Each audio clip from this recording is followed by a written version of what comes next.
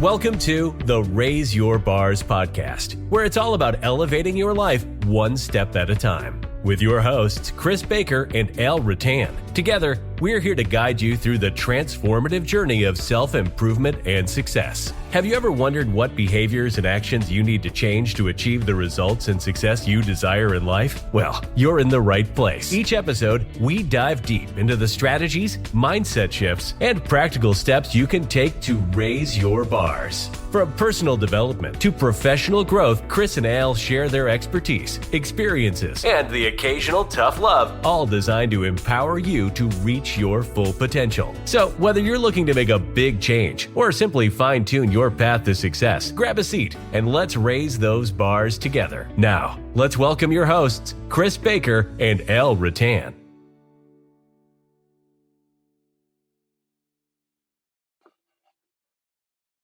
Well, everyone, welcome back to another episode of the Raise Your Bars podcast. I'm here with my good friend Chris Baker, and man, we're back for another week, and we're, I guess, part 3 in our series on sort of diving through or digesting, I guess we could say, Change Your Paradigm, Change Your Life by Bob Proctor. It's an excellent book, and folks, if you haven't picked up a copy yet, go get one. It'll be well worth the read. It's a short read. It's only like 142 pages long, but it's not necessarily an easy read because there's a lot to really think into and digest as you go through this book. And like Chris mentioned before, we've both read through it. Now we're going back through to study it and see what we can really get and apply for our lives. So Chris, before we dive in, how are you doing? How's your paradigm lately? Doing good. My paradigm's good. I'm again, it's applying the lessons in this book as well as some other similar books that we've been reading and studying, and also applying the bars method in what we're doing. And it's good. It's good. Life is good. It's a bit stormy here in Florida tonight as we record this, but that's the summer here. So Summer, yeah. Yeah, we are hot today. I think we're trending at feels like with the humidity over 100 degrees Fahrenheit or close to it anyways. So it's been a pretty steamy. yeah, It feels like 102 right now. very nice. So Love it. proof that Canada gets hot, folks. Proof that Canada gets hot, even though Chris doesn't necessarily believe me sometimes. All right, so here we go. We're diving in. We're actually going to move into chapter 2 tonight. And the title of the chapter is Are You Living Someone Else's Paradigm? So, I don't know if you want to even comment on the first chapter on just the chapter title there, Chris. Well, I think the truth is most of us are, right? Yeah. Because most of us will live the paradigm that we inherit, or we're taught, or we see our parents, our peers, our mentors, whatever. And it's a bit like where we're living by default rather than by design, right? So we just accepting that what's there, and that's it. So we're doing it. It's kind of funny when you think about when you said that, it's that like, inherited from our parents or whatever. And it's kind of funny that, the traits that I see in my mother and my father, and it's like I've started to do some of those things or some of those sayings or some of those actions that they do. And it drives me crazy because, of course, when you're a kid, you're just like, I'm never going to be like my parents, right? And then Yes, you are. you grow up and it's like, oh crap, I'm exactly like my parents. Yeah. Not that there's a bad thing. I got great parents, but I'm just saying you want to be your own person too. Right. And I think as well that, when we talked about before about how, if you don't take control of your life, someone else will, and they haven't got your best interests at heart. And it sort of ties in with this as well, right? Unless you are intentional about living the paradigm, so choose the paradigm that you want, right? And live that. And therefore put your life on that trajectory. If you don't do that, you are living someone else's paradigm because someone else will do it for you, right? They may not do it intentionally, and it may not be with malice or whatever, but they will do it for you. Yeah. Now these beliefs we have, or these paradigms are beliefs that we have. like you said, are ingrained, inherited in us from our peers, our parents, so on and so forth. And I just want to read this one section of the book because I think it's pretty good. And Bob Proctor starts off by saying the subconscious mind, which operates according to your paradigm, so whatever you've been programmed or allowed to been programmed into you, is wide open, and everything that's going on around goes right into it. So again, those thoughts, those words, those things that we're repeating to ourselves in our mind every day, like I'm not good enough, I'm not smart enough, I'm ugly, those types of things are going right into your subconscious mind. As if you're allowing those thoughts to linger, I guess you could say, your subconscious mind is picking those up and turning it into your reality, which then becomes your paradigm. And it says your subconscious mind is totally deductive. It has no originating capacity whatsoever. It is also amoral. It's like the earth, which really doesn't care what you plant in it, right? Plant corn, you're going to get corn. Plant potatoes, you're going to get potatoes. Plant the seeds of I'm not good enough, you're going to get a person that believes they're not good enough. Okay. He goes on to say, Earl Nightingale says this in The Strangest Secret, also a great book. If you haven't read it, folks, get it. You can plant sweet corn, and a 16th of an inch away, you can plant nightshade, which is actually a deadly poison.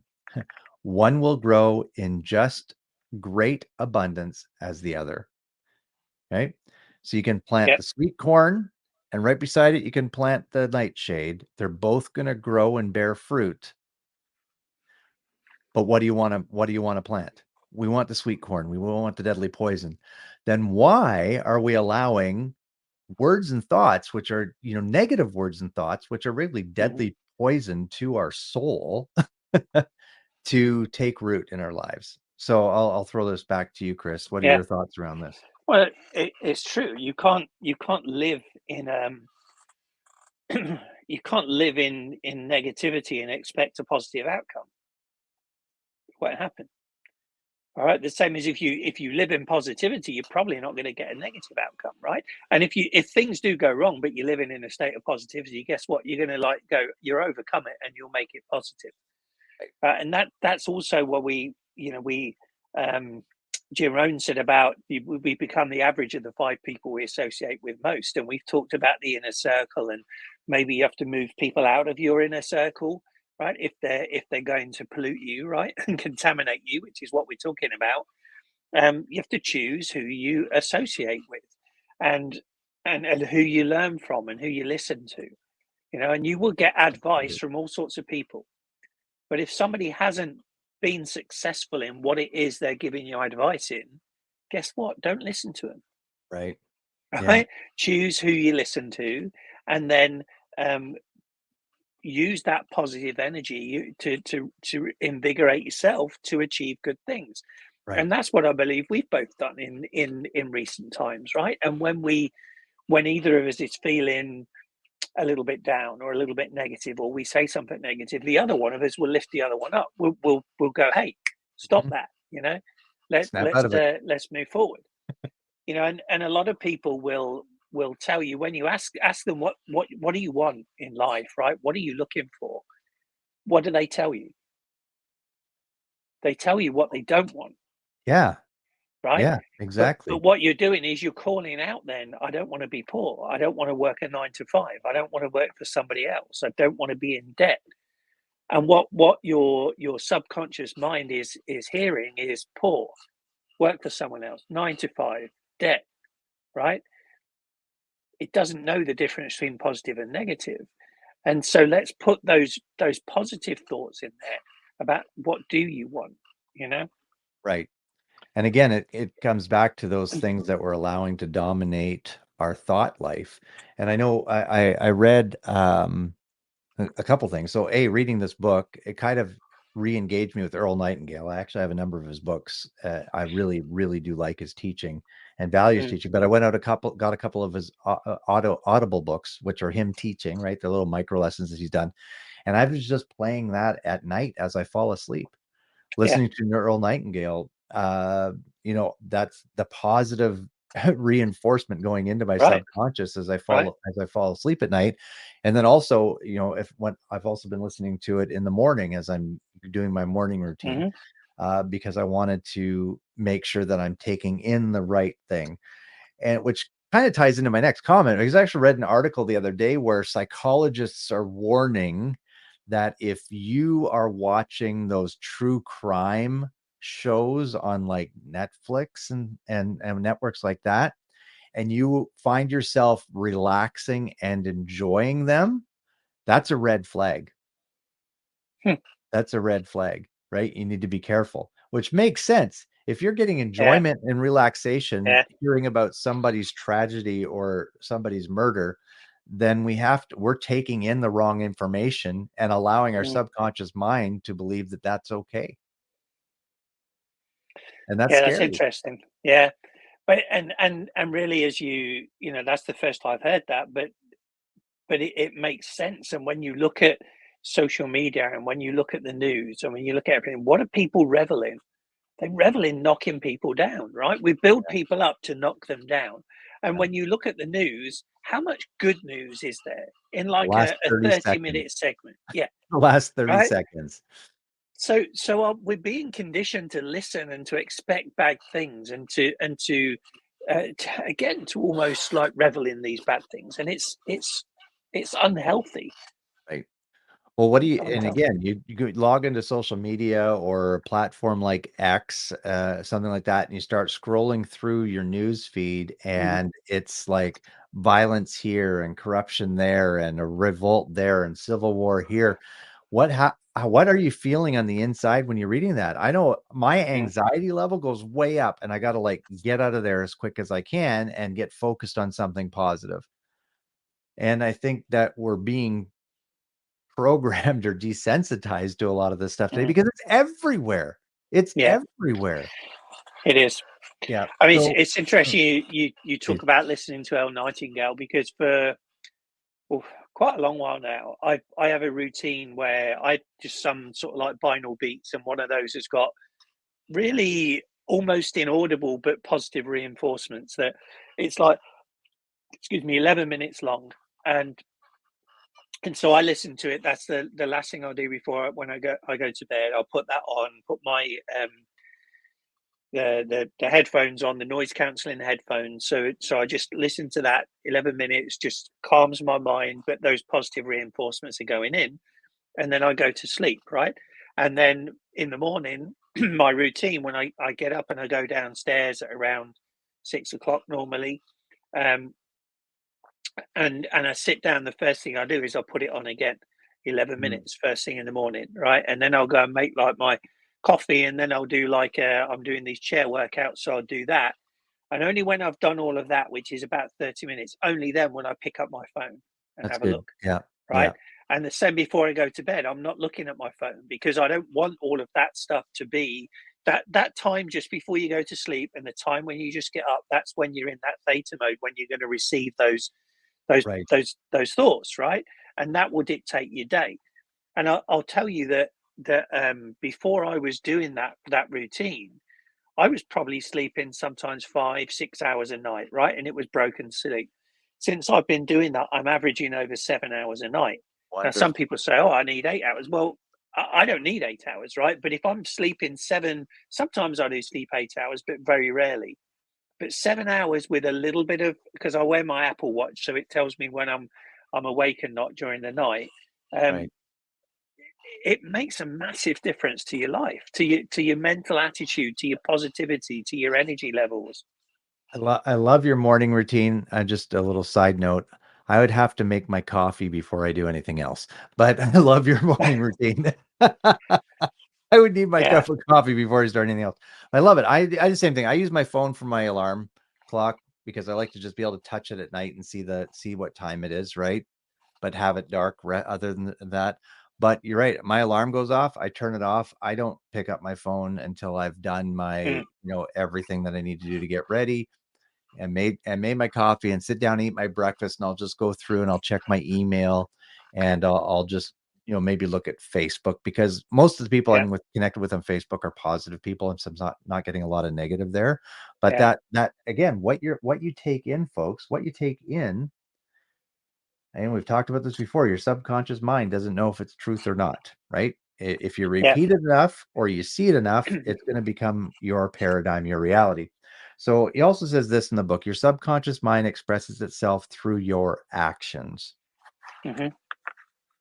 So if we have that lack of belief in ourself, that is going to be evident through our lack of action in certain areas of our life. If we believe we're unworthy, that is going to show up in our actions, on how we interact with other people, or how we, never get that break in life, because we're putting out into the universe that we're not worthy of that break, whatever that may be. Well, we're living under the mindset that we're not worthy, right? And therefore, because our actions are that, so that's what we're doing. Right. And as it says with bars, if our actions will dictate our results and level of success, right? And so if our actions are of that sort of negative, unworthy, woe is me mindset, then our results are going to be that, right? And so we have to change that, and it starts, as you say, with beliefs and behaviors, and then the actions will follow. And is it all going to be sunshine and roses? No, of course it's not, because as we stretch and as we grow, guess what? It's not a smooth upward curve. There will be bumps in the road, but the difference is that your attitude will be one of positivity, and you'll do that self-reflection. Your behaviors and your actions will then change accordingly to get the results and success that you desire. Right. And it took me a while to understand this, Al, because people would say, be the person you want to become, right? Do you remember we would get that Giroux would be telling us that, and he's like, don't worry about the how, just be that person you want to become and live. And I was always like, that doesn't make sense, right? How can I be that when I don't know how to be that, right? Or but it's not, it's your mindset. Right. So understand that you are worthy, understand that you are abundant, understand that you've got all the tools that you need to be successful and to achieve what it is in life. Yep. But do you know what you want to achieve in life? Do you know why that's so important? Do you repeat that? Because repetition is the key. Well, that brings us to our next point here, and we'll sort of bring it all in for a landing for this. Bob talks about 3 times every morning, he writes out 9 lines and records them. He then sends them to Sandy Gallagher, who is his business partner, and she does the same. So they're both on the same frequency. It's the way we want to see our business and what we want to accomplish with it. So, folks, Chris came up with our lines about 2 weeks ago now. And I have to say, I have not been repeating them daily. I have repeated them. So I'm going to develop that habit. But I did something today to help me with that habit. And that was creating a screensaver for my phone with our Raise Your Bars logo down there. So I'm showing this on the video part. If you're listening to the podcast, you won't see it. But head to our YouTube channel, subscribe, search for Raise Your Bars and subscribe. You'll see the video there. But I put our lines, and it's not 9 lines, but it's a short, concise statement about what Chris and I want and desire in our business. And we're reading this repetition, because Bob said it's only through repetition that you're going to plant the idea in your subconscious mind. And again, if we can get our subconscious mind, this idea planted, it's going to align with the universe or God, whoever, whatever you call, I call it God, right? To say, hey, we're in sync here. Now I need your help to bring this to pass, right? But first, I have to believe it myself. And until I believe this, which is going to come through repetition, because I believe it, but do I really believe it? Right. Probably not, right? But through repetition, I'm going to believe this is going to be implanted in my subconscious mind by reading it daily. And then it'll start to happen. So, because one line here, and then Chris will throw it. When you impress an idea over and over upon your subconscious, that idea must, by law, manifest through you. Yeah. And it reminds me, Al, as you saying that, do you believe it on, and we all can ask ourselves that as well, right? Because we look at it and we say, oh, I want this. But in the back of our mind, there's probably like the little sort of noise in the back, or the person in the back there saying, you're never going to get that, right? Yeah. Yeah. You're not going to get that. That's like too far of a stretch, And I remember back when we were doing Think and Grow Rich, we were with Maxwell, we were with the Empowered Living, and I remember Paul Martinelli saying, "Hey, if you say you want $1 million, but you've never achieved 100,000, right? Or you've never achieved 250." And I remember thinking, so okay, that makes sense. Now I'm not sure that does, right? Because by saying that, you're actually saying, I don't believe I can make $1 million, right? So I don't want to go for that, right? So Your point. If you believe you can go for $1 million and you believe that and you repeat that, you can get it, right? Like Bob Proctor in this book, he was saying he went from earning 4,000 a week to earning like $1 million or whatever a month, right? It was $1 million a month, yeah. And so he did that from 4,000 a week. So or a week or a year, I can't remember what it was now. It was low anyway. But it is possible if you believe it. And then the other saying, a lot of people say, well, I'll believe it when I see it. Right. Right. Well, the trouble is, if you wait to see it, it's never going to happen. So therefore, you're not going to believe it. And if you don't believe it, it's not going to happen again. Right. So the saying is better is I'll see it when I believe it. Right. I'll see it when I believe it. Yeah.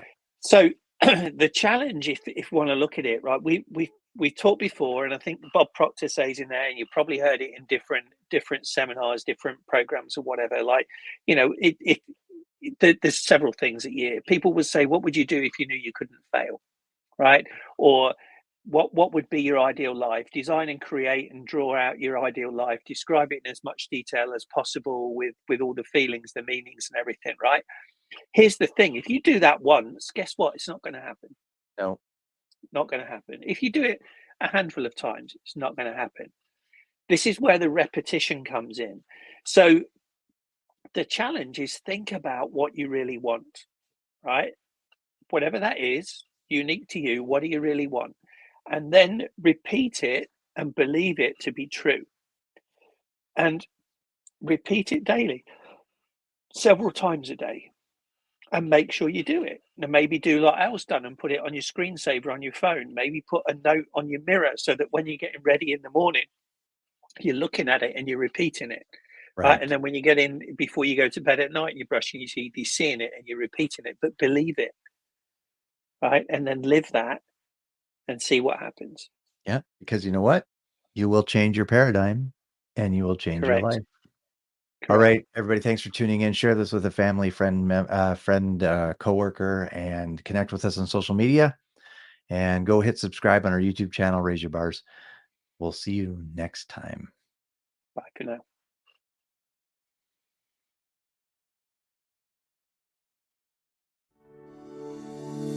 Thank you for tuning in to the Raise Your Bars podcast. If you found value in today's episode, please consider sharing it with your family, friends, and coworkers. We would sincerely appreciate it.